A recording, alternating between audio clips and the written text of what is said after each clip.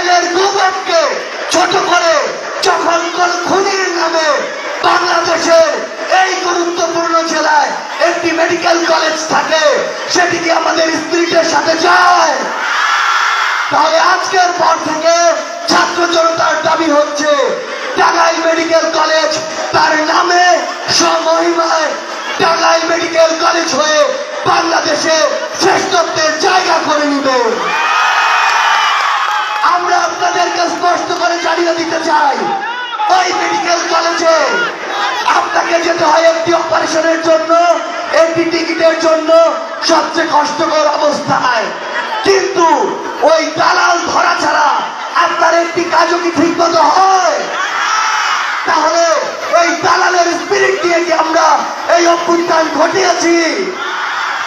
ওই আয়া থেকে স্টাফ সকলকে একটি বেডের জন্য আমাদের টাকা দিতে হয়, এই টাকা দেওয়ার জন্য আমরা কি এই অভ্যুত্থান ঘটিয়েছি?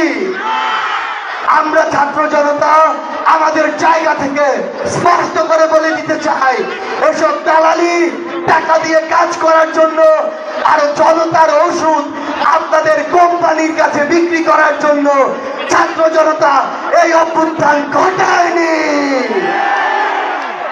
আমরা আপনাদেরকে একটি স্পষ্ট জিনিস বলে দিতে চাই, শুধু এই টাঙ্গাইলে নয়, পুরো বাংলাদেশে বিগত 16 বছরে ফ্যাসিস্ট হাসিনা সবচেয়ে বড় যে ক্ষতিটি করেছে সেটি হচ্ছে তিনি তার আওয়ামী লীগকে শুধু ফ্যাসিস্ট বানায়নি, সে তার বাংলাদেশকে শুধু ফ্যাসিস্ট বানায়নি, সে ফ্যাসিস্ট বানিয়েছে আমাদের প্রত্যেকটি মানুষকে। এই জায়গা থেকে আমরা যদি নিজেদের উত্তরণ ঘটাতে চাই, তাহলে আমাদের যে সংশোধন, সেই সংশোধন শুরু হতে হবে ওই ব্যক্তিগত পর্যায় থেকে। আপনারা বলুন তো, আপনার এই টাঙ্গাইলে চাঁদাবাজি হয় কিনা? অটো স্ট্যান্ড, ট্রাক স্ট্যান্ড, বাস স্ট্যান্ডে চাঁদাবাজির নামে সিন্ডিকেট আছে কিনা?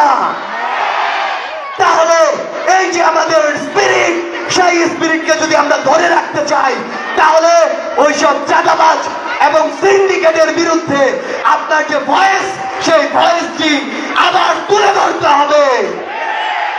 একটি জিনিস মনে রাখবেন, এটি কখনো মনে করার উপায় নেই যে 100 জন মানুষ চাঁদাবাজি করছে, করুক।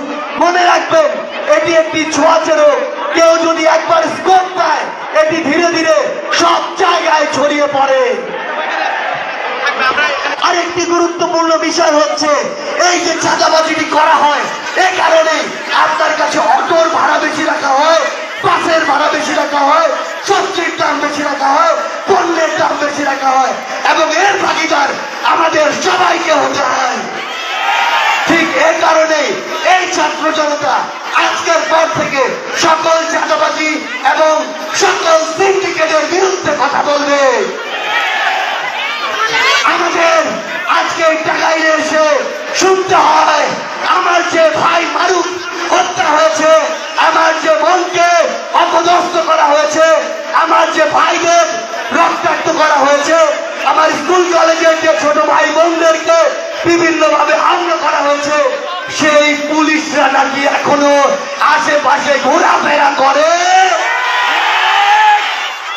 আমার ভাই যখন রক্তাক্ত হয়ে হাসপাতালে, তখন সেই হামলাকারী কতিপয় পুলিশ কিভাবে উন্মুক্ত রাস্তায় ঘোরাফেরা করে। আমরা স্পষ্ট করে বলে দিতে চাই, ওই ফ্যাসিস্ট আওয়ামী লীগের দোষক, চাটুকার, তেলবাজ, তোষামতকারী যে সকল আইন শৃঙ্খলা রক্ষাকারী বাহিনীর সদস্য রয়েছে, তারা যদি এখনো নিজেদের সূত্র না দেয়, তাহলে তাদের ওই নেত্রী হাসিনার মতোই তাদেরকে দেশ ত্যাগ করতে হবে। আমরা আপনাদের মাধ্যমে, ছাত্র জনতার মাধ্যমে পুরো বাংলাদেশকে আমাদের রায় হিসেবে জানিয়ে দিতে চাই, এক ফ্যাসিস্টকে আমরা দেশ ছাড়া করেছি, অন্য ফ্যাসিস্টকে জায়গা ছেড়ে দেওয়ার জন্য নয়। কেউ যদি এখনো শয়নে স্বপনে স্মৃতিতে কিংবা ঘুমের মধ্যে চিন্তা করে আবারও ছাত্র জনতাকে ডমিনেট করে ফ্যাসিস্ট হয়ে উঠবে, তারা যেন ওই শেখ হাসিনাকে দেখে শিক্ষা নিয়ে দেয়। আমরা শুনতে পেয়েছি আপনাদের এই জায়গায় একটা বিশাল বিশেষণযুক্ত নাম রয়েছে, সেই নামটি হচ্ছে রনি। আপনারা নাকি তাকে বলেন কোয়ার্টার রনি। এসব রনিরা এরপর থেকে যেন টাঙ্গাইলের রাস্তাঘাটে থেকে শুরু করে কোন জায়গায় তাদের অস্তিত্ব প্রদর্শন না করতে পারে। রনি সহ এমন সন্ত্রাসী এবং যাদের যত দোষর রয়েছে সকল দোষরকে এই ছাত্র জনতা আইনের হাতে তুলে দিয়ে সারা জীবনের জন্য বিচারিক প্রক্রিয়ার মাধ্যমে তাদের যে জায়গা কেরানীগঞ্জ জেলখানা সেখানে পাঠিয়ে দিবেন। এবার আমরা আমাদের এই যে ছাত্র ভাইরা ছাত্র বোনেরা রয়েছে তাদের উদ্দেশ্যে একটি কথা বলতে চাই। আমরা চাই আগামীর যে বাংলাদেশ হবে সেই বাংলাদেশের নেতৃত্ব আপনারা দিবেন। আমরা চাই ওই সংসদে গিয়ে আপনি একজন এমপি হবেন, একজন মন্ত্রী হবেন, একজন প্রধানমন্ত্রী হবেন। আপনাকে ওই সংসদে একজন পলিসি মেকার হিসেবে যেতে হবে।